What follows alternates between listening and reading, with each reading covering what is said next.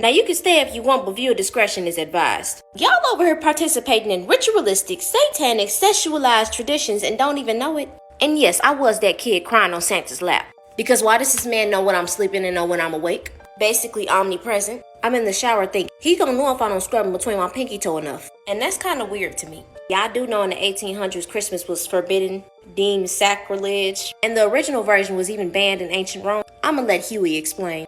The truth is, Christmas evolved from the Roman holiday Saturnalia, a winter festival where men gave gifts to each other. They also would get drunk, have sex with each other, and beat their wives. People would act so crazy on Christmas, the holiday was outlawed by the Protestant Church until the 1800s.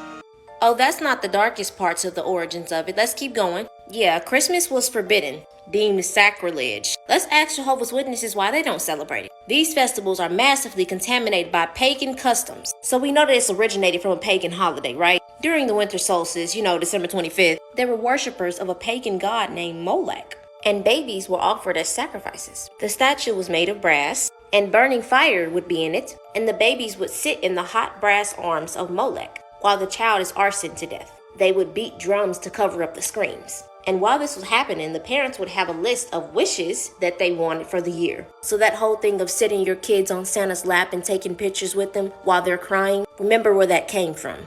Now let's talk about Santa Claus. Old Saint Nick. Old Nick means the devil, Satan. Before Christmas was actually created by Clark Clement Moore, prior to 1823, Santa Claus Christmas didn't really exist like that. He was more demonic. Oh yeah, and that ho ho ho laugh came from a half man, half stag, with horns and stuff, called Robin Goodfellow. Robin in medieval terms also means devil. He would take kids away. That whole goat situation with children and the feet. Not to mention that people are engaging in spending all of this fake printed money and don't take the credit for it, knowing what this government is doing to us as citizens. Because it's a jolly time, we forget about the bad conditions of this country. The fake news, fake food, paying for water, trafficking, corruption, tyrannized laws, brainwashing of our children being sent to school to learn how to be slaves, tyrannized laws, inflation of even just trying to survive, working jobs that put us on autopilot for 60 years, code switching like we're robots to serve people who spit in people's face and throw food, grown adults who misdirect their dramatic emotions to teenagers over straws and barbecue sauce.